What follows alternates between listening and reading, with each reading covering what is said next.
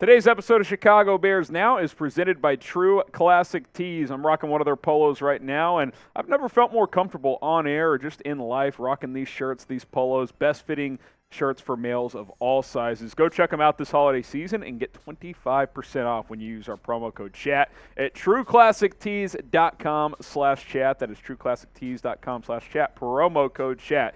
Video number 2 on the day. I'm your host, Harrison Graham, because we have some injury updates here as Darnell Mooney's season is officially over. Matt Eberflus made that announcement earlier today as he will not play again this year, and it sounds like he's probably going to undergo ankle surgery. And look, this is obviously a bummer for a lot of reasons. And you could hear with the way Eberflus talked that he's bummed for Darnell. He told Mooney, hey, hang in there. You're a leader for us. We still want you to be around as you rehab and, be a part of this thing. So I do think the Bears view Mooney in a high regard. And obviously it's a bummer for this offense for the rest of the season to not have him out there just for his on-the-field ability and his leadership as well. You look at his career, 3 seasons with the Bears. I mean, shout out Ryan Pace. Got to give him some love. Found him in the 5th round out of Tulane. Had a solid rookie year with 61 catches for 631 and 4 touchdowns. Backed that up with a 1,000-yard season in year 2. And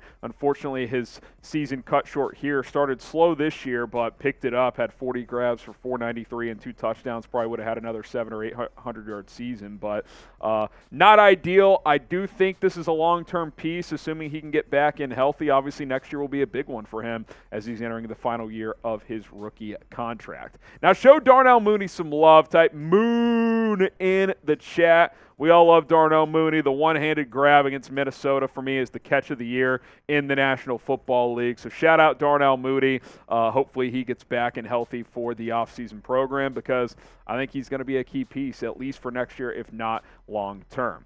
You look at the updated depth chart now. This is loose, obviously, but I'm putting Chase Claypool at wide receiver 1 because I want to see more from him. Could this open the door for more Velus Jones Jr.? We saw Byron Pringle play a decent amount the other day. Dante Pettis still getting some snaps. Please get N'Keal Harry back on the field as well. I want to continue to evaluate him. I know you only traded a 7th-round pick, but I actually liked what we were seeing from N'Keal Harry. Then all of a sudden they just made him a healthy scratch. Didn't make any sense. But obviously the focus at receiver the rest of the season, in my opinion, has got to be on Chase Claypool. We got to see him step up for this offense. The Bears spent premium pick on him, 2nd-round pick, and that pick right now would be number 33 overall, and that's, you're expecting big things when you give up a 2nd-round pick for a player, so he needs to step up, whether it's with Justin Fields or Simeon or whoever's playing quarterback, because Chase Claypool is a guy that the Bears invested in and expect to be a piece, not just this year, but next year and hopefully beyond. So I'm looking at you, Chase Claypool, to step up very, very quickly. More on him in a second, but True Classic Tees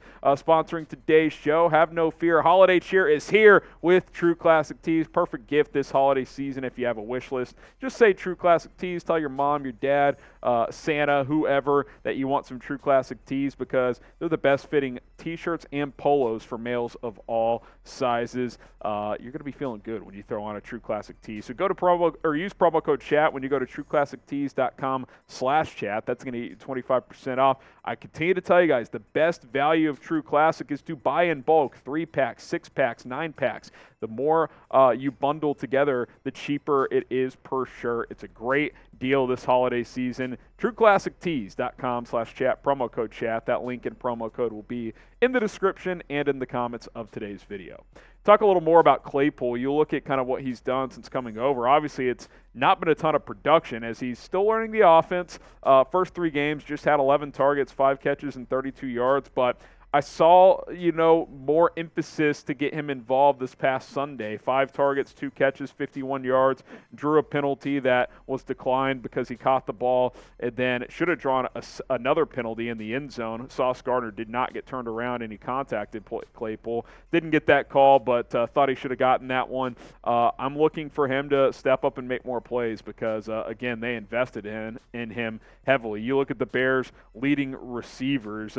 No more Darnell Mooney, so Cole Kmet, he's a guy that's stepped up and done some good things as of late. We need to continue to get him involved. David Montgomery. EQ early in the year was getting more involved. This past week didn't do much, but obviously this wide receiver core hasn't been great. I mean, your top 4 weapons, only 2 of them are receivers, and one of them, Equanimeous St. Brown, is a fringe NFL roster guy before this season. So Claypool, maybe Velus Jones. Let's see what these guys can do over the final 5 games. This is why you subscribe, because when news drops, we got you covered here on Chicago Bears Now. We got you covered with injury updates, other videos as well. Hit that link below, youtube.com/BearsNow, or just click the subscribe button, and you will be covered here on this channel. It's 100% free, so subscribe and turn on notifications. Now, how many yards for Chase Claypool against the Packers this week? Predict it for us down in the comment section. How many yards will Chase Claypool have?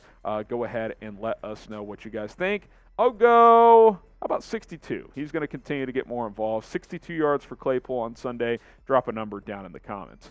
All right, let's get to the latest on Eddie Jackson. Is Eberflus told the media he's not sure if Eddie Jackson's injury is season-ending, and if we don't have a clear-cut answer on that now, that's probably a good thing, because the only time Eberflus is very blunt is when it is an obvious season-ending or major injury, like with Darnell Mooney. He said, yeah, he's done for the year, probably going to have surgery. The fact that Eddie Jackson's non-contact foot injury, we don't know yet if it's for sure season-ending. Even if it is, hopefully that means it's nothing major, right? Hopefully that means he didn't rupture his Achilles or something like that. So I think we can hope that's a positive. Again, I don't know if he'll play again this year, but if he avoided major injury when you're talking 4, 6, 8 months of recovery, that would be probably the best case scenario at this point, because it looks bad, and when you go down with a non-contact injury, that usually does not bode well moving forward. And for Eddie Jackson, I mentioned it on the earlier video, I feel for Eddie, because the last couple years he has not played his best football, and I thought he really bought into this new coaching staff, the hits principle, and emerged as a leader and a really good player again. He's been one of the few bright spots on this defense this year, and that has shown up in the stat sheet and just on the tape and with his play as well. 80 tackles, 4 picks, 6 breakups, couple forced fumbles. Bojack's been fun to watch again. 2018, 2019, he was one of the most electrifying defensive players in the NFL with his interceptions and his pick sixes and whatnot, and this year he had 4 more interceptions. So I'm hoping he's back. I'm hoping he's a part of this team next year, because he's become a leader and he's become a very good player once again. Now, will Eddie Jackson return this season? What do you guys think? If you had to guess, type Y for yes, type in for no. I'll still guess no, but I am hoping he avoided just a catastrophic injury. That would be very, very good. So Y for yes and for no. Let me know if you think he will return this season.